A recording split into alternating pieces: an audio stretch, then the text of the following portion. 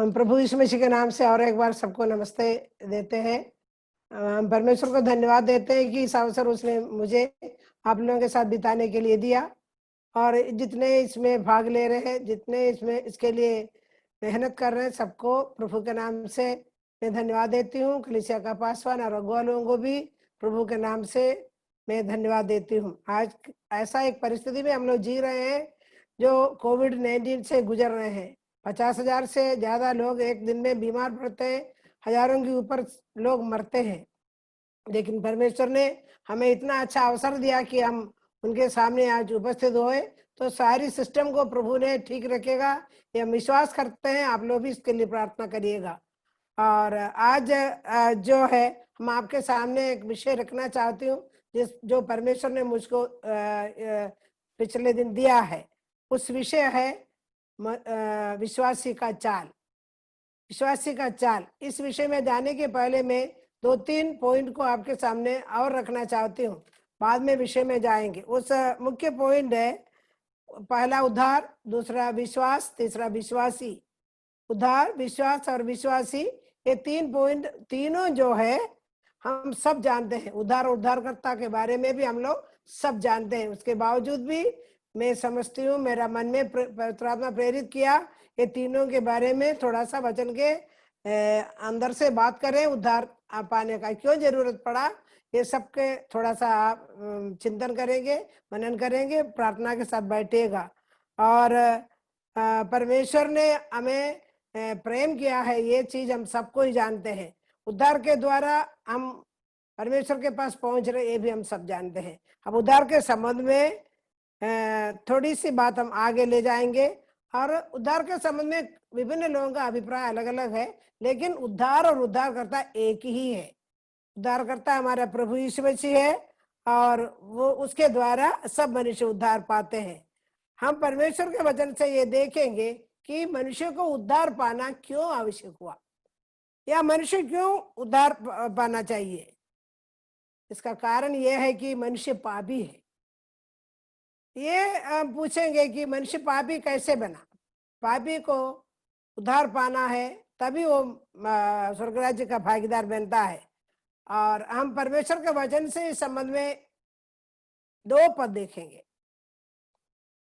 परमेश्वर के वचन में हम लोग अब देखेंगे कि उत्पत्ति का पुस्तक 3 अध्याय उसका 13 पद में हम पापी है, पापी क्यों है, पापी कौन है। पापी इस संसार में जो भी पैदा होता है वो पापी है, वो कैसे, उसके संबंध में उत्पत्ति का पुस्तक 3 का 13। हम उसका पहले का नहीं बोलेंगे क्योंकि ये हमारे विषय में नहीं है। 3 का 13 में यहोवा परमेश्वर ने स्त्री से कहा, तूने यह क्या किया है। और एक बार बोलती हूँ, परमेश्वर यहोवा ने स्त्री से कहा, तूने यह क्या किया है। स्त्री उसका उत्तर बताती है, और परमेश्वर यहोवा ने स्त्री को उसको जो जो देने का है दे दिया। उसके बाद प्रभु जो है, परमेश्वर जो है, आदम जिसको उसने सबसे पहले सृष्टि किया, और आदम से ये सब बातें भी परमेश्वर कहा था, आदम को पूछता है। हम आदम को जो पूछते हैं वो हम उत्पत्ति का पुस्तक 3 अध्याय का 17 पद, उसको हम थोड़ा पढ़ेंगे। उत्पत्ति का पुस्तक 3 अध्याय 17 पद। और आदम से उसने कहा, तूने जो अपनी पत्नी का बात सुनी और जिस वृक्ष के फल के विषय में तुझे आज्ञा दी थी कि तूने ना खाना, उसको तूने खाया है। उसको तूने नहीं खाना, लेकिन उसको तूने खाया है, इसलिए उसके आगे से मैं आपको बोलती हूँ, तूने उसको खाया, पत्नी का बात सुनी और तूने उसको खाया, इसलिए तेरे कारण पृथ्वी श्रापित है। तेरे कारण, इसलिए तेरे कारण पृथ्वी श्रापित है। इस श्रापित पृथ्वी में जो भी मनुष्य जन्म लेता है वो जन्म से ही पापी है। पापी कौन है करके अच्छी तरह समझिए। उद्धार हम जानते हैं, लेकिन कभी कभी कोई पूछने से कई लोग उद्धार का अच्छा परिभाषा नहीं दे पाते हैं, खुद भी नहीं जानते हैं कई लोगों की उद्धार क्या चीज है, क्यों है, कैसा है। इस श्रापित पृथ्वी में जन्म लेने वाले प्रत्येक मनुष्य जो है जन्म से पापी है। इस जन्म का पाप से छुटकारा के लिए उद्धार ही एकमात्र रास्ता है या मार्ग है, और उस मार्ग जो है प्रभु यीशु मसीह है। यूहन्ना सुसमाचार 14:6 में ये लिखा है, 14:6 लिखा है, सत्य मार्ग और जीवन में ही हूँ। तो हमारे यीशु मसीह के अलावा कोई उद्धार करता नहीं है। ऐसा उद्धार वह है जिसमें स्वयं परमेश्वर के द्वारा अपने पुत्र को बलिदान या बलि मृत्यु चढ़ाया, जिसके माध्यम से उसने हमें उद्धार दिया है, मनुष्य को उद्धार दिया है। परमेश्वर ने अपने पुत्र यीशु मसीह को बलि चढ़ाए, बलि मृत्यु होने के लिए दिया। उस माध्यम से मनुष्य को उद्धार प्रदान किया जाता है और कोई मार्ग नहीं है, एक ही मार्ग है जिसके द्वारा मनुष्य आनंद दंड से आनंद जीवन की ओर बचाया जाता है। उद्धार के माध्यम से या प्रभु यीशु मसीह के माध्यम से मनुष्य आनंद दंड से आनंद जीवन की ओर बचाया जाता है, अर्थात यीशु मसीह के द्वारा आनंद दंड से आनंद जीवन की ओर जाना ही या बचाए जाना ही उद्धार है। ये उद्धार के संबंध में और एक भाग हम लोग पढ़ेंगे, वो है प्रेरितों के काम अध्याय 4:12। प्रेरितों का काम अध्याय 4:12 में किसी दूसरे के द्वारा उद्धार नहीं, ऊपर स्वर्ग में, स्वर्ग के नीचे मनुष्य में और कोई नाम नहीं जिसके द्वारा हम उद्धार पा सके। स्वर्ग के नीचे मनुष्य में और कोई नाम नहीं जिसके द्वारा हम उद्धार पा सके। हम विश्वास करते हैं कि यीशु मसीह है, वो मृत्यु पाया, जी उठा, दोबारा आएगा, ये हमारा विश्वास है। अब दूसरा पॉइंट है विश्वास। विश्वास इब्रानी 11 का पहला पद में हम लोग पढ़ते हैं, विश्वास। विश्वास आशा की हुई वस्तुओं का निश्चय और अनदेखी वस्तुओं का प्रमाण है। आशा की हुई वस्तुओं का निश्चय और अनदेखी वस्तुओं का प्रमाण है। ये एक बहुत बड़ी चीज है, विश्वास करना। हम यीशु मसीह को देखकर विश्वास नहीं किया, हम विश्वास करते हैं यीशु मसीह है, वो उद्धार करता है, परमेश्वर का पुत्र है, वो दोबारा आएगा, हमारे लिए क्रूस पर मारा गया। ये सब हम विश्वास करते हैं। हम अपने आंख से ना यीशु मसीह को देखा है, ना पिता परमेश्वर को देखा है, ना स्वर्ग का वैभव को देखा, लेकिन हम उस अनदेखी वस्तु कर उसका प्रमाण है, अनदेखी वस्तु का प्रमाण हम आशा करते हैं। ये सब आशा करके हम लोग बाट जो रहे हैं, हमारा प्रभु हमको ये सब देगा। आशा की हुई वस्तु का निश्चय है और अनदेखी वस्तुओं का प्रमाण है। हम आंखों से, अपने आंखों से ये नहीं देख सकते हैं। अब उद्धार हमने विश्वास के द्वारा पाया, हम विश्वासी कहलाते हैं। उद्धार के द्वारा, उद्धार जो है विश्वास के द्वारा पाया, हम विश्वासी कहलाते हैं। विश्वास के द्वारा अनुग्रह से हमारा उद्धार हुआ है। रोमियो की पत्रिका 10:10 में लिखा है, विश्वास के द्वारा अनुग्रह से उद्धार। क्या लिखा है उधर? धार्मिकता के लिए हम मन में विश्वास करते हैं और उद्धार के लिए मुंह से अंगीकार करते हैं। धार्मिकता के लिए विश्वास मन में करना है, उद्धार के लिए मुंह से अंगीकार करना है। हम जो विश्वासी कर चुके हैं, ये विश्वासी है। और जिस समय वह विश्वास करता है, यीशु मसीह उद्धार करता है करके स्वीकार करता है, उसी क्षण वह धार्मिकता का भागीदार बनता है, अर्थात धर्मी बन जाता है। इसलिए विश्वासियों, हम अपना विश्वास जीवन को, यही सब बात को समझते हुए आगे ले जाने के लिए परमेश्वर हमारा सहायता करे। अब हम जो है ये सब विश्वास जीवन के संबंध में कुछ और बातों को देखेंगे। इस विश्वास जीवन में हम महिलाओं को क्या भागीदारी है, ये थोड़ा सा 2 मिनट इसके लिए मैं लूंगी।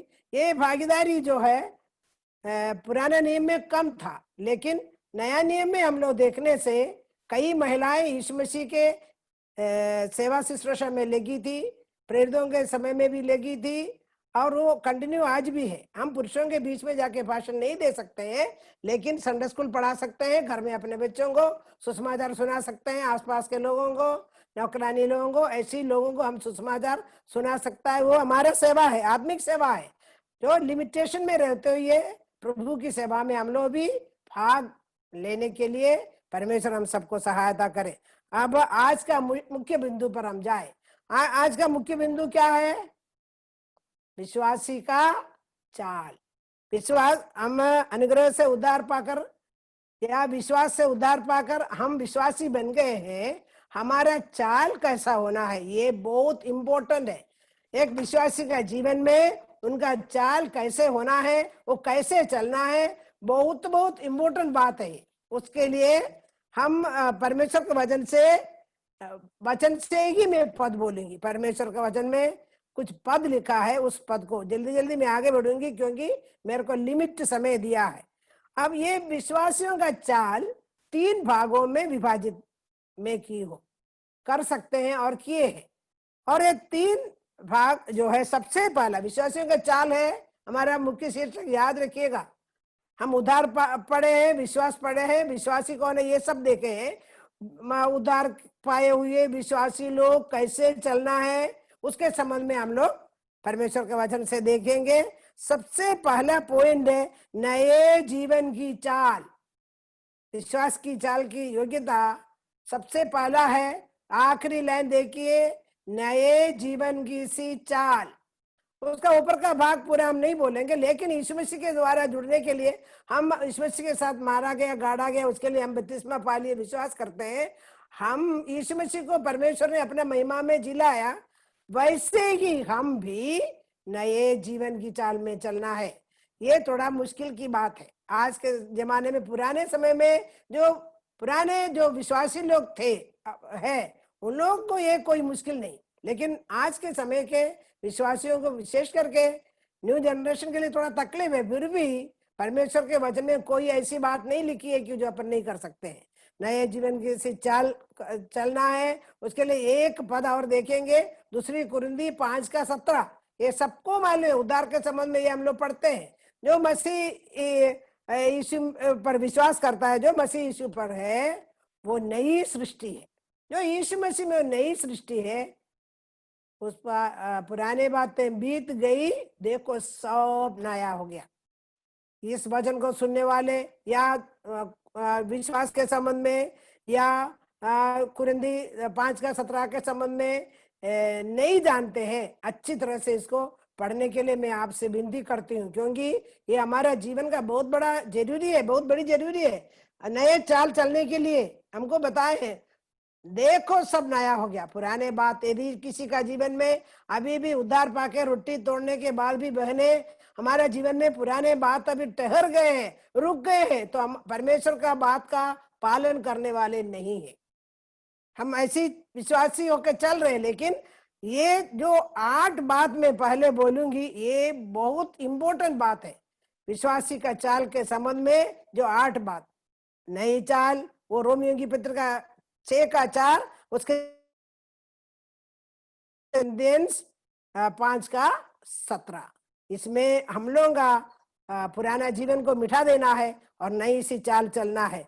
दूसरा पॉइंट है विश्वास में चलना। पहले नए जीवन के चाल में चलना, दूसरा विश्वास में चलना। 2 कुरिन्थी 5:7, क्योंकि हम रूप देखकर नहीं चलते। 2 कुरिन्थी 5:7, क्योंकि हम रूप को देखकर नहीं पर विश्वास से चलते हैं। रूप देखकर, क्योंकि हम रूप को देखकर नहीं पर विश्वास से चलते हैं। आज मनुष्य जो है, कई संसार के करोड़ों लोग सामने एक रूप को देखकर विश्वास करके प्रार्थना करना चाहते हैं, लेकिन एक विश्वासी रूप देखकर नहीं, विश्वास में रहकर प्रभु का पीछे चलना है। हमारा विश्वासियों के चाल का ये सेकंड बात है। इसका बहुत स्पष्ट उदाहरण है अब्राहम। अब्राहम को परमेश्वर ने बुलाया और कहा, तू अपने घराने को, अपने लोगों को और अपने घर द्वार को, अपने पिता के घर को, सबको छोड़कर जिस देश में चला जा जो मैं तुझे दिखाऊंगा। उस देश में चला जा, मैं तुम्हें दिखाऊंगा। बहुत मुश्किल की एक बात है, लेकिन अब्राहम ने इस बात का पूरा पालन किया। वो सबको छोड़ा। उसके साथ बहुत बड़ा एक भीड़ था, बहुत सामान था, गाय बैल बकरी सब कुछ था, लेकिन दिखाने वाले देश की ओर वो निकल पड़ा। आज हमसे बहुत मुश्किल की बात है। इसलिए व्यक्ति जो है विश्वासियों का पिता बन गया है। हालांकि जीवन में कमी घटी आया, लेकिन अपना बेटा को भी बलि चढ़ाने के लिए बोला, तो उस विश्वास में स्थिर रहकर आसमान के तारा और समुद्र के किनारे के बालू के समान तेरा संतानों को मैं बढ़ाऊंगा, ऐसी बोला। परमेश्वर के ऊपर उसने विश्वास करके अपने इकलौता पुत्र को बलि चढ़ाने के लिए ले गया। विश्वास कितना बड़ा विश्वास है। आज हम लोगों को इसकी जरूरत है। समय आगे आगे बढ़ रहा है, हम भी थोड़ा आगे जल्दी जल्दी जा रहे हैं कि अनुग्रह से उद्धार पाए वाले हम लोग विश्वास की नजर से चलना है। हमारा विश्वास का कर्ता जो हमारा प्रभु यीशु मसीह है, हम उन्हीं को ही देख के हमारा जीवन को आगे बढ़ाना। कोई वस्तु या कोई व्यक्ति से को देखकर हम नहीं, हमारे लिए भी हमारा प्रिय परमेश्वर ने, यीशु मसीह ने अनदेखी वस्तुओं को रखा है। जब हम इस दुनिया से उनके पास पहुंचेंगे, जब यीशु मसीह का दोबारा आगमन में जब सबको अपना अपना चीज बांटेंगे, वो अनदेखी वस्तुओं को हमको भी मिलेगा। प्रभु के नाम की महिमा हो। तीसरा पॉइंट है आत्मा के अनुसार चलना। ये भी बहुत इंपॉर्टेंट पॉइंट है। ये 8 पॉइंट इसमें विशेषता के 8 पॉइंट अति महत्वपूर्ण है एक विश्वासी का जीवन में। इसमें कोई भी ऐसी एक पॉइंट भी नहीं है जिस पर हम नहीं चल पाते हैं। हम चल पाते हैं, अनेक लोग चलते भी हैं। आत्मा के अनुसार चलना, गलातियों की पत्रिका 5:16। पर मैं कहता हूं आत्मा के अनुसार चलो तो तुम शरीर की लालसा किसी रीति से पूरी ना करोगे। शरीर की अभिलाषा पूरे नहीं करने के लिए आत्मा के अनुसार चलना है। आज ये बहुत मुश्किल है।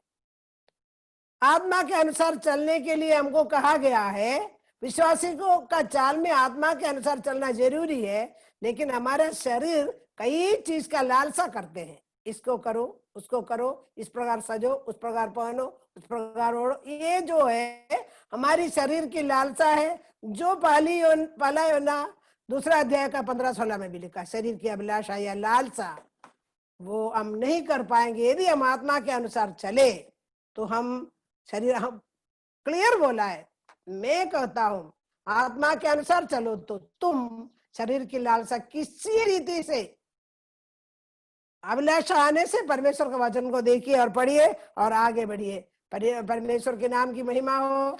हम विश्वासी लोगों को ये एक बहुत बड़ा एक समय है, हम अपना शरीर का अभिलाषा को छोड़कर आत्मा के अनुसार, हमारे अंदर जो आत्मा, परमेश्वर का आत्मा, पवित्र आत्मा, उसके अनुसार चलो करके लिखा है। 14 पॉइंट है बुलाहट के अनुसार, बुलाहट के योग्य चलो। अनुसार है योग्य। योग्य का बहुत मतलब है योग्य चाल चलना है, योग्यता के अनुसार चलना है। किसी व्यक्ति को अपना योग्यता के अनुसार ही सांसारिक नौकरी भी मिलता है, सब कुछ योग्यता के अनुसार होता है। हमारे प्रभु हमको बुलाए हैं, बुलाने वाले व्यक्ति के अनुसार योग्य चाल चलना है। सो मैं जो प्रभु में बंधुआ हूं, तुमसे विनती करता हूं कि जिस बुलाहट से तुम बुलाए गए थे उसके योग्य चाल चलो। और उसके हमारे प्रभु यीशु मसीह हमको कहते हैं, लिखाए हैं कि हम योग्य चाल चलना है अपने। और एक बहुत बड़ा चीज हमारा बुलाहट का ये है कि हम उनके सद्गुणों का घोषणा करने वाला भी होना है। प्रभु के सद्गुणों की घोषणा करते हुए हम इस दुनिया में जीने वाले भी होना है। हम किस रूप में बुलाए हैं, किसके लिए बुलाए हैं? सबका बुलाहट एक ही काम के लिए नहीं है, अलग अलग काम के लिए अलग अलग लोगों, विश्वासियों को परमेश्वर बुलाए सबको है, लेकिन काम अलग अलग है। अपना अपना बुलाहट को पहचान कर उसके योग्यता अनुसार योग्य चाल हमको चलने के लिए परमेश्वर हमें सहायता करे। पांचवा पॉइंट है ध्यान और बुद्धि के साथ चलो, ध्यान और बुद्धि के साथ। उसका पद है एफिसियों की पत्रिका 5 अध्याय 15 से 17। ये तीनों पद अच्छा से पढ़ने से ये हमको ये पॉइंट मिलता है। ये तीनों पद को घर में पढ़िएगा। हम वो 15 ही पद लिखे, इसलिए ध्यान से देखो कि किसी चाल चलते हो, कैसी चाल चलते। निर्बुद्धियों की नाई नहीं, पर बुद्धिमानों की नाई चलो। निर्बुद्धि विश्वासी नहीं होना है। कई लोगों को लोग चला सकते हैं, वो अपना बुद्धि का काम नहीं करते, दूसरों का बुद्धि से काम करते हैं। ऐसी करो, ऐसी करो, सहेली ऐसी करते हैं, ये ऐसी करते हैं। ऐसी परमेश्वर के वचन में नहीं लिखा है बुद्धिमान बनो, उनके बीच में बुद्धिमान बनो और बुद्धिमानों के समान नई चाल चलना है। ये परमेश्वर हमसे चाहते हैं। हम जिस प्रकार ध्यान से चलेंगे, हर चीज को ध्यान से सुनना, ध्यान से देखना, ध्यान से खाना, ध्यान से पहनना, ये ध्यान या लिसन एक इम्पोर्टेंट बात है। ध्यान करना बहुत इंपॉर्टेंट बात है। हम ध्यान करके समझकर बुद्धि और परमेश्वर की इच्छा क्या है ये जानना है। हम अपना बुद्धि से देखना है, जानना है कि परमेश्वर की इच्छा क्या है। हमारी सहेली की इच्छा नहीं, हमारा और किसी विश्वासी की इच्छा नहीं, और घर का किसी का इच्छा नहीं। यदि विश्वासी लोग हैं तो उनका सबका इच्छा परमेश्वर की इच्छा के अनुसार होगा। ऐसे हम भी परमेश्वर के अनुसार उनकी इच्छा को जानकर आगे बढ़ने के लिए परमेश्वर सहायता करें। इसके लिए प्रार्थना और बाइबल का अध्ययन बहुत जरूरी है। और उसके बाद छठवां पॉइंट है प्रेम में चलो। ये प्रेम सबको मालूम है, कई प्रकार, कई काइंड्स ऑफ वैरायटीज ऑफ प्रेम है, लेकिन हमको पढ़ना है प्रभु यीशु मसीह पिता परमेश्वर ने हमें कैसे प्रेम किया। हम उसके संबंध में बहुत पद पढ़ते हैं, जोना 3 का 16 पढ़ते हैं, गॉड इज लव पढ़ते हैं। इसी बहुत प्रेम परमेश्वर हमें कैसे किया। ये ऐसा प्रेम है, परमेश्वर ने अपना इकलौते पुत्र को देकर, यीशु मसीह हमारे लिए आकर बलिदान होकर, जब हम शत्रु ही थे तब हमारे लिए प्रभु जीवन दिया है। वो अपना प्रभु परमेश्वर के सामने सुखदायक सुगंध के लिए परमेश्वर के आगे भेंट करके बलिदान कर दिया। भेंट चढ़ाते हैं, भेंट किया। यीशु मसीह अपने आप को अपने पिता के सामने सुगंधायक सुगंध के लिए बलि चढ़ने के लिए भेंट किया। परमेश्वर कितना महान है, यीशु मसीह कितना महान है। यदि हम लोगों को भी ऐसा काम यदि करना पड़े प्रेम में चलने के लिए, परमेश्वर के प्रेम के लिए हमको भी बलिदान भी यदि होना पड़े, डरना नहीं। सुगंधायक सुगंध के समान हम लोग भी यदि प्रभु का नाम के लिए, प्रभु के काम में करते करते यदि हमको बलिदान होना पड़े, उसके लिए कभी हम पीछे नहीं हटना है। हम प्रभु यीशु मसीह हमारा आदर्श है, इसलिए हम आप प्रभु को धन्यवाद देते हैं। सातवां है ज्योति में चलना। ज्योति, एक बात मैं आपको बताना चाहती हूँ, अब याद किए कि नहीं याद किए मैं नहीं जानती। एक व्यक्ति ज्योति में है तो अंधकार में खड़ा व्यक्ति को नहीं देख सकता है। यदि एक व्यक्ति ज्योति में है, दूसरा व्यक्ति अंधकार में है, उसको नहीं देख सकते, लेकिन अंधकार में रहने वाला व्यक्ति ज्योति में रहने वाले व्यक्ति को देख सकते हैं। हमारा ज्योति कौन है? प्रभु यीशु मसीह है। हम अंधकार में, पाप और अंधकार में भरे हुए, पड़े हुए, दलदल में धसे हुए अंधकार में जीवन हम बिताते थे, तो हमारा प्रभु यीशु मसीह का रोशनी, उनका जो ज्योति हमारे पास आया और उसने अपने ज्योति में हमें जोड़ दिया है। और हम यदि हम ज्योति में चलते हैं, विश्वासी लोग आपस में सहभागिता करके जी सकते हैं। हम कितना अंधकार में दुनिया में पड़ा था, कितना दलदल में पड़ा था, हमको अंधकार ढाक दिया था, लेकिन हमारा प्रभु जो है हमें अपना रोशनी देकर हमें उद्धार में लाया है।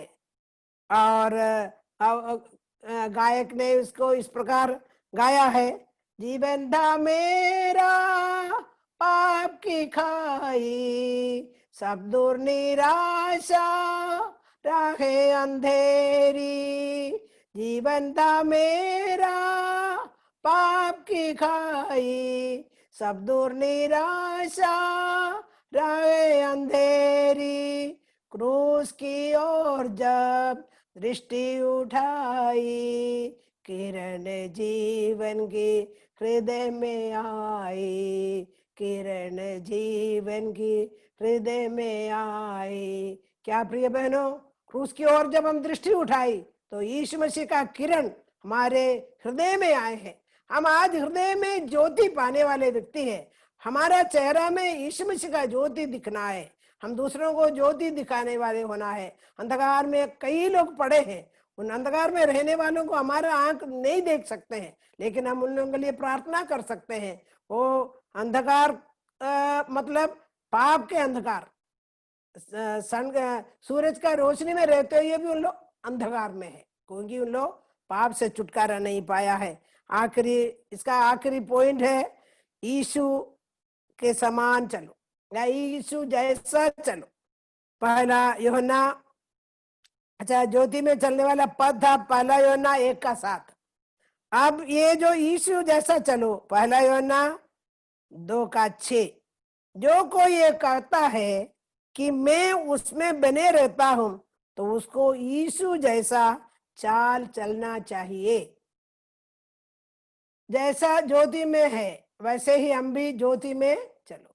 सो यह कहता है कि मैं उसमें बना रहता हूं, उसे चाहिए कि आप भी वैसा ही यीशु जैसा चाल चले। हम ज्योति में हैं और यीशु जैसा चाल नहीं चलते हैं। विश्वासियों का चाल, इसलिए इसको बाइबल स्कॉलर इसको पॉइंट बना के निकाले हैं, वचन से निकाले हैं।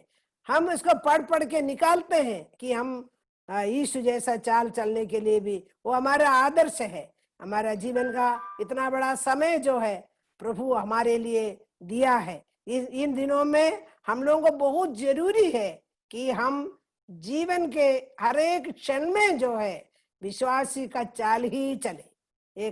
और हम एक बार फिर ये पॉइंट और बोलेंगे, आप नोट कर रहे तो नोट कीजिए।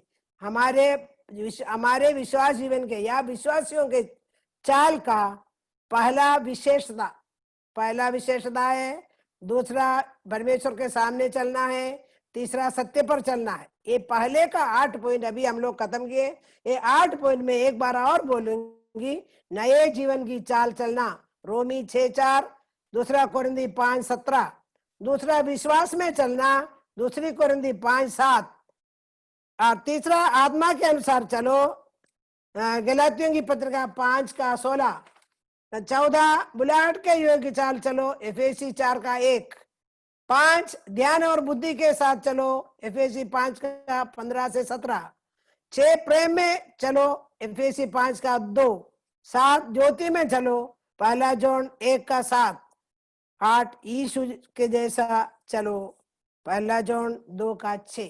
प्रिय बहनों, ये बिल्कुल बांध लो अपना जीवन में, अपने घर में, अपने पति, अपने बच्चे, और जिन जिन को ये चीज नहीं मालूम और मालूम नहीं चलता है, सुधारिए। नहीं तो हम उधार पाए तो स्वर्ग तो जरूर जाएंगे। हम यदि चाल अच्छा से नहीं चले तो एक बार ये भी थोड़ा ध्यान से देखना है कि हमारा उद्धार कैसा है। उद्धार के बारे में मैं बहुत बड़ा एक बहुत बड़ा प्रस्तुति आपके सामने की। उद्धार क्या है, क्यों पाना है, पापी कैसे बना, संसार के लोग कैसे पाप में फंसा, हव्वा ने से क्या पूछा, आदम से क्या कहा, किसके कारण पाप दुनिया में आया, ये सब हम लोग पढ़ चुके हैं। अभी जिसका जो दूसरा भाग है, परमेश्वर के सन्मुख चलना। विश्वासी का चाल का 3 भाग है। एक जो है हम विशेषता पढ़ चुके, उसका 8 पॉइंट। दूसरा है परमेश्वर के सन्मुख चलना। उसका मैं सिर्फ पद बोल के और वो पॉइंट बोल के आगे बढ़ूंगी, क्योंकि टाइम आगे बढ़ रहा है। उसका पहला है उत्पत्ति का पुस्तक 17:1। उत्पत्ति का पुस्तक 17:1, उसमें अब्राहम को परमेश्वर ने कहा मेरी उपस्थिति में चल। उत्पत्ति 17:1 में अब्राहम से कहते हैं तू मेरी उपस्थिति में चल। परमेश्वर का बच्चा बन गया, परमेश्वर का जो संतान बन गया, हम आप विश्वासी को भी परमेश्वर हमसे चाहते हैं कि हम उनके सामने ही रहे, इधर उधर नहीं, अगल बगल में नहीं, हमारे सामने। बेटा, हमारे आप हम पुराने नियम में पढ़ते हैं कि मत डरो, मैं तेरा साथ है, मेरा देहना हाथ से मैं तुम्हें संभाले रहूंगा। ये सब हमारे लिए जीवन का एक बहुत बड़ा कंबा है, हमारा परमेश्वर का वचन। ये भी ऐसी है, अब्राहम से कहता है तू मेरी उपस्थिति में चल। वो उनका उपस्थिति में ही चला और विश्वासियों का पिता का नाम कमाया है। हम लोग भी परमेश्वर का उपस्थिति में हमेशा बने रहे, इसके लिए प्रभु हमारा सहायता करे। हम दूसरा भाग पढ़ रहे हैं, इसका शीर्षक है परमेश्वर के सन्मुख चलना। और उसका दूसरा पॉइंट है, दूसरा पहला राजा 2:4, एक लंबा पद है, इसलिए मैं थोड़ा सा दाऊद से ये यहोवा ये कहते हैं तुम और तुम्हारा संतान मेरे सामने बने रहेंगे तो सिंहासन में बैठने के लिए कोई ना कोई होगा। देखो, दाऊद के जिंदगी में जरूर गलतियां हुआ है, लेकिन पछताकर उसने परमेश्वर के सामने ही रहने का कोशिश किया। इसलिए शारीरिक रूप से प्रभु यीशु मसीह भी दाऊद के पुत्र कहलाया जाता है। देखिए, परमेश्वर के सामने रहने से एक विश्वासी को रहना ही है। हम इसके लिए कोई आनाकानी नहीं कर सकते, करने से हम सही रूप में उसका आज्ञा का पालन करने वालों में नहीं गिना जाता। कष्ट है, क्लेश है, थोड़ा सा लालच लगने से, ये नहीं वो नहीं बोलने से लोग गुस्सा करते हैं, बच्चे लोग गुस्सा करते हैं, लेकिन ऐसा नहीं। रास्ता में लाइए, रास्ता में आइए, प्रभु का राग में ही चलिए, विश्वासी का विश्वास का चाल चलिए। और तीसरा है दूसरा राजा 20:3 में सच्चाई और खरे मन से तेरे सन्मुख जानकर चलता आया हूं। हिजकिय्याह ने बोलता है ये बात, दूसरा राजा 20:3 में। जब हिजकिय्याह बीमार हो जाए तो वो अपने आप को प्रभु के सामने प्रस्तुत करता है। वो सही में उनका सामने चला, तब तो प्रभु से वो बोलता है, स्मरण दिलाता है कि मैं खरे और तेरे सन्मुख जानकर चलता आया हूं प्रभु। वो उसके बाद उसको कुछ प्रभु से कुछ सहायता मिली है, हम सब जानते हैं। 14 पॉइंट है, वो भजन संहिता 56:13 में है। मैं परमेश्वर के सामने जीवित होंगे, उजाले में चलूं फिरूं। एक परमेश्वर का दास का ये कहना है और ये अपना जीवन में ये दृढ़ करना है, मैं जीवित होंगे, उजाले में चलूं फिरूं परमेश्वर के सामने। दूसरा, हमारा कुछ गलती निकाल सकते हैं, लेकिन परमेश्वर और हमारा संबंध है, बहुत बड़ा संबंध उनके साथ होना है, प्रभु के साथ होना है, यीशु मसीह के साथ होना है, पवित्र आत्मा का अगुवाई में ही चलना है। इसलिए भजन लिखने वाला कहते हैं परमेश्वर के सामने जीवित होंगे, उजाले में चलूं फिरूं। 5वां है भजन 116:9, मैं जीवित रहते हुए अपने को यहोवा के सामने जानकर नित्य चलता रहूंगा। कभी रुकने का चाल नहीं है ये, परमेश्वर का सामने से कभी हटने का काम नहीं है, नित्य चलते रहूंगा परमेश्वर को मैं जानकर। और एक बार पढ़ती हूँ, मैं जीवित रहते हुए अपने को यहोवा के सामने जानकर। ये जानना जरूरी है। यदि मैं परमेश्वर को के सामने अपने आप को जानती हूँ, मैं समझती हूँ मैं परमेश्वर का सामने है, वो मुझको देखता, सामने वालों को ठीक से दिखता है, तो मैं गलत करने में मुश्किल है, मेरे लिए गलत बहुत मुश्किल से ही होगा। हालांकि हम मनुष्य, हमसे गलती होता है, तो हमको क्या करना है, उसी यहोवा के सामने सिर झुका के घुटने में प्रार्थना करिए। वो हर पाप को माफ करता है, वो हर गलती को करके हमें साफ करता है। फिर हम बार बार उस गलती पर नहीं जाना, क्योंकि यीशु मसीह ने कई लोगों को चंगा करने के बाद, पाप से करने के बाद बोलते हैं कि आप नहीं करना, अब पाप नहीं करना, मना किया है, हमको भी मना किया, लेकिन हमसे हो जाता है। तो हम परमेश्वर के सामने जाके अपना गलती को मानकर यहोवा के सामने जानकर नित्य चलता रहूंगा। हर दिन सवेरे उठने से प्रार्थना करेंगे। प्रियो, मनुष्य का जिंदगी में ये मुश्किल है ऐसी, लेकिन हम प्रार्थना करेंगे कि प्रभु आपके सामने हम हम समझे कि हम आपके सामने हैं, आप हमें हमेशा देखता है, परमेश्वर के सामने हमको चलना है। उसके बाद ये 5 पॉइंट हम देखे हैं। पहला उत्पत्ति 17 का 1, दूसरा पहला राजा 2 का 4, तीसरा दूसरा राजा 20 का 3, चौथा भजन संहिता 56 का 13, पांचवा भजन संहिता 116 का 9। अति इम्पोर्टेंट है। जीवित रहते हुए यहोवा के सामने जानकर नित्य चलता रहूंगा, मरते तक की बात है। वो हमारा मौत जब आएगा, हमारे जीवन की संध्या जब हो जाएगी, वो अपने पास हमें ले लेगा। तब तक हम उनके सामने चलने का प्रयत्न करें, कोशिश करें। परमेश्वर हम विश्वासियों को ये सहायता करे। तीसरा इस विश्वासी का चाल का पॉइंट है सत्य पर चलना। सत्य पर, सत्य मार्ग और जीवन में यीशु मसीह बोले हैं, यदि हम उस पर चलने से हम भी सत्य पर चलेंगे। उसका भजन संहिता 26 का 3, मैं तेरे सत्य मार्ग पर चलता रहा हूं। यदि हम सत्य मार्ग पर नहीं चलते हैं तो थोड़ा सा हमको मन में ये होगा, लेकिन सत्य पर हमेशा चलने का हमें कोशिश करना है, प्रयत्न करना है। और एक दृढ़ता से भजन लिखने वाला कहता है, मैं तेरे सत्य मार्ग पर चलता रहा हूं।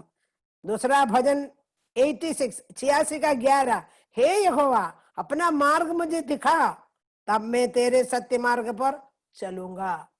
ये यहोवा, यदि अब तक हमसे नहीं हुआ है तो हम प्रार्थना करेंगे, यहोवा अपना मार्ग हमें दिखा, ये यहोवा अपना मार्ग मुझे दिखा। एक एक व्यक्ति का, ये भी मैं आपको बोली, उद्धार, विश्वास, विश्वासी का चाल, ये सब प्रत्येक व्यक्ति का है, सबके साथ नहीं।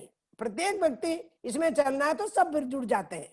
तो परमेश्वर के रास्ता में चलने के लिए वो प्रार्थना करता है भजन वाला की, अपने मेरे मुझको तेरा मार्ग पर चलना। ये भी हमारा भी बिंदी होना है। अब दूसरा है, दूसरा यूहन्ना में एक लिखा है, परमेश्वर ने अपने सत्य पर चलने के लिए यूहन्ना के द्वारा लिखाए हैं कि परमेश्वर से जो आज्ञा मिला है, जो पिता की ओर से मिली, जो आज्ञा के अनुसार चलते हैं, वो आज्ञा कहाँ से मिला है? पिता की ओर से मिला है कि सत्य पर चलते हुए पाया। ये यूहन्ना ने औरों को लिखता है।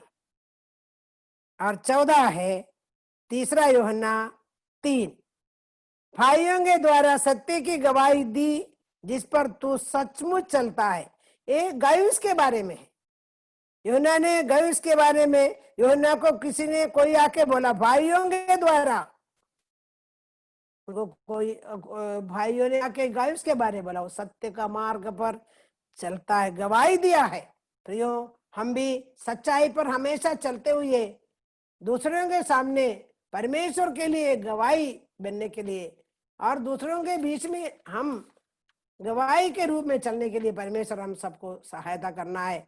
ये विश्वासियों का चाल का जो 3 भाग है, विशेषताएं और परमेश्वर के सामने रहने का और सत्य पर चलने का, ये तीनों जो है उसमें सबसे इम्पोर्टेंट जो है, जो 8 पॉइंट हमने पाला, सब इम्पोर्टेंट है। ये हमारे एक विश्वास का जीवन में रट्टम रट, इसको रट्टम रट याद नहीं रहता है, पढ़ना है। और उसके बाद मेरा समय बहुत आगे दौड़ रहा है, मैं और इस विश्वास के जीवन में या इस विश्वास के जीवन हमारे जीवन में प्रयोग में लाने से प्रभु का कुछ वायदा हमारे लिए रखा है। हम विश्वास जीवन में विश्वासी का चाल प्रभु का इच्छा के अनुसार, प्रभु के सामने, प्रभु का सच्चाई पर, प्रभु का जो गुण हमें मिलना है उसके अनुसार यदि चलते हैं तो प्रभु ने हमें कुछ वायदा रखा है। उद्धार पाने वाले सब स्वर्ग जाएंगे निश्चित है, लेकिन हमारे चाल में कमी पड़ेगा तो वायदा से कभी कभी हम लोग थोड़ा आगे पीछे हो सकता है। ये विश्वास करने वालों के लिए जो वायदा प्रभु दिया है, मैं जल्दी जल्दी इसको भी बोल के समाप्त करना चाहती हूँ। पहला है प्रार्थना का उत्तर।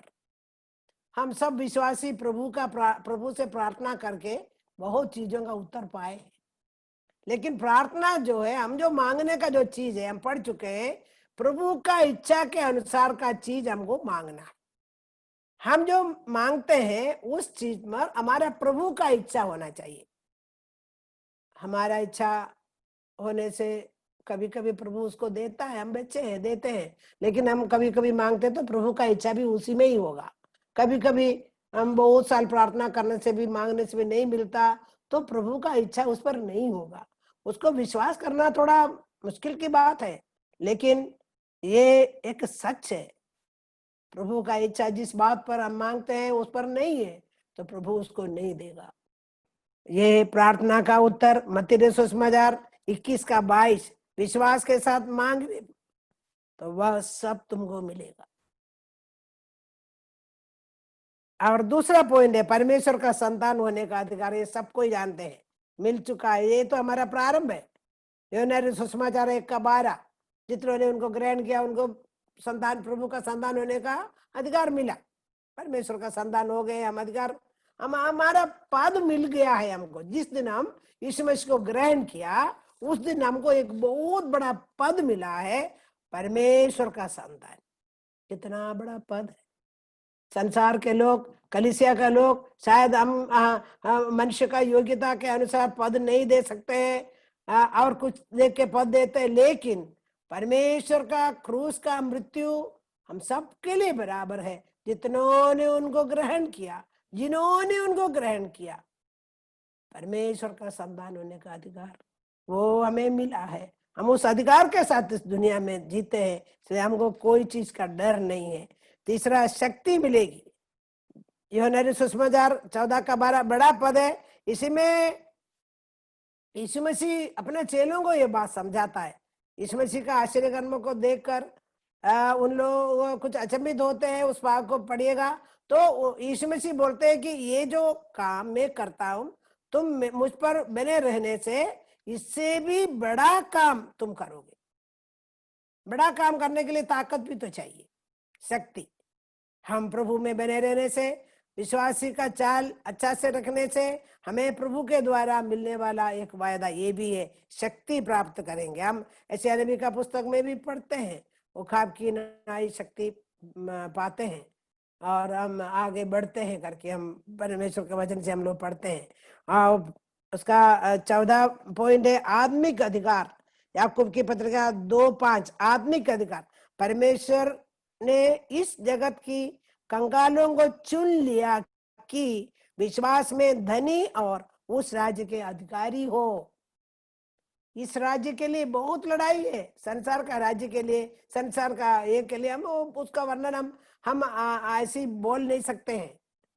हम देख रहे हैं, जान रहे हैं। इस संसार के राज्य का अधिकारी बनने के लिए बहुत मारपीट तक होता है, लेकिन प्रभु ने क्या किया, आत्मिक अधिकार हमको दिया है, जगत के कंगालों को चुन लिया। हम कल एक चीज को देख के सोच रहे थे, मैं बच्चों को बोली, कितने बड़े बड़े धनवान लोग, कितने सुंदर लोग, कितने पंडित लोग, ऐसे लोग हैं जिसको ये सौभाग्य नहीं मिला, लेकिन उन पंडितों का परिवार से हमारा परिवार को, हमारा दादा को भी परमेश्वर ने चुन लिया। मैं बच्चों को समझा रही थी, हमारा दादा को भी चुन लिया और वो मसीह बन गया। हम अभी 2, 3, 4 पीढ़ी से प्रभु को जानते हैं, हम और किसी को नहीं जानते हैं। और ये परमेश्वर का ये हमारे लिए वायदा है, कंगालों को चुन लिया कि विश्वास में धनी बनने के लिए, और उस राज्य के अधिकारी जो जिस राज्य में हम जाने वाले हैं, विश्वास में धनी बन के जीना। मेरी बहनों, अपने बच्चों को ऐसी पालना, मेरी बहनों, अपने भाई बंधुओं को इस बात को समझाना, विश्वास में धनी बनना है, उस राज्य का अधिकारी बनने के लिए हमें चुन लिया। आत्मिक लाभ है हमारा, और आत्मिक जीवन में दृढ़ता। 5वां पॉइंट, 1 जॉन 1 जॉन 5 का 14। और हमें उसने उसके सामने जो हियाब होता है, हम उसके इच्छा के अनुसार कुछ मांगते हैं तो वह हमारी सुनता है, हियाब देता है, धीरज देता है, शक्तिशाली बनाते हैं, धीरज भी देता है, हम उनके सामने कुछ जाके मांगने का हियाब हमें देता है। मतलब हम परमेश्वर के सामने, प्रभु के सामने हम आराम से जाके, धीरज के साथ जाके हम मांग सकते हैं, क्योंकि हम उनका संतान बन चुके हैं। हमें वो खरीद लिया है, हम उनके हो गए हैं, हम उनके और वो हमारे हो गए हैं। कितना सुंदर बात है, कितनी अच्छी बात है, कितना हम लोग कितने धन्य लोग हैं। वास्तव में विश्वासी ही सबसे धन्य है, क्योंकि वो स्वर्ग का भाग, कुछ खर्च नहीं, कुछ नहीं करना, सब कुछ प्रभु कर लिया है हमारे लिए। हम शत्रु ही थे तो हमारे लिए मार कर पिता के सामने सुगंध के रूप में बलि चढ़कर हमको सब कुछ दे दिया है। हम क्यों ना उसके पीछे हो ले, हम क्यों विश्वासियों का चाल अच्छा से ना चले। हमको उसके अनुसार, उस विश्वास के अनुसार चलना है। अब हमारा समय खत्म हो रहा है, मैं भी यहाँ समाप्त करना चाह रही हूँ। उद्धार, विश्वास, विश्वासी का चाल, विश्वास को मानने वालों को, विश्वास में स्थिर रहने वालों को जो लाभ, ये सब हम लोग आज देख लिए हैं। बहुत कुछ आप लोगों के समझ में आया होगा, क्योंकि मैं बहुत सरल बातों से परमेश्वर के वचन के अनुसार वचन बोल बोल कर आपसे बोले। हम अपना जीवन, आत्मिक जीवन को जो कमी घटी है उसको सुधारने के लिए प्रभु हमें सहायता करे। हम अपना प्रायोगिक जीवन में विश्वास में मजबूत होकर जीने के लिए प्रभु हमें सहायता करे। हम अटल विश्वास में बने रहने के लिए और हमारा जीवन को सफल बनाने के लिए और परमेश्वर के आशीष और करुणा पर सदा बने रहने के लिए हम प्रार्थना करेंगे। परमेश्वर हम इस सबके लिए हमें सहायता और मदद करे। एक भजन का एक पद में ऐसी बोलना चाहती, यहोवा का धन्यवाद करो क्योंकि वो भला है, उसकी करुणा सदा की है। यहोवा का धन्यवाद करो क्योंकि वो भला है, उसकी करुणा सदा की है। प्रिय बहनों, प्रिय मेरे सुनने वाले जो भी व्यक्ति हो, प्रभु की करुणा सदा की है, उसकी करुणा हमारे ऊपर बनी रहती है। इसलिए हम उसके अधीन में रहकर, उसके इच्छा के अनुसार रहकर, उसका एक अच्छा संतान बनकर हमारा जीवन का आखिरी समय तक चलाने के लिए प्रभु हम सबको सहायता करे। हम आप सबको धन्यवाद देती हूँ और परमेश्वर को भी धन्यवाद देती हूँ, उसने सारे सिस्टम को अच्छा से रखा, मैं विश्वास करती हूँ। और आप लोग सब आराम से बैठ के सुने, ये भी मैं विश्वास करती हूँ। प्रभु के आगमन में देरी है तो परमेश्वर मौका देंगे तो हर हम लोग मिल नहीं पा रहे हैं। हम लोग शायद ये ऐसे एक समय नहीं आता तो ये सब भी नहीं होता। प्रभु का कोई भी प्रबंध जो है हमारे लिए सही है करके मानते हुए हम आगे बढ़ेंगे। आप लोग सबको और एक बार प्रभु में नमस्कार करते हुए मैं अपना बातों को विराम देती हूँ। प्रभु के नाम की महिमा हो, आमीन।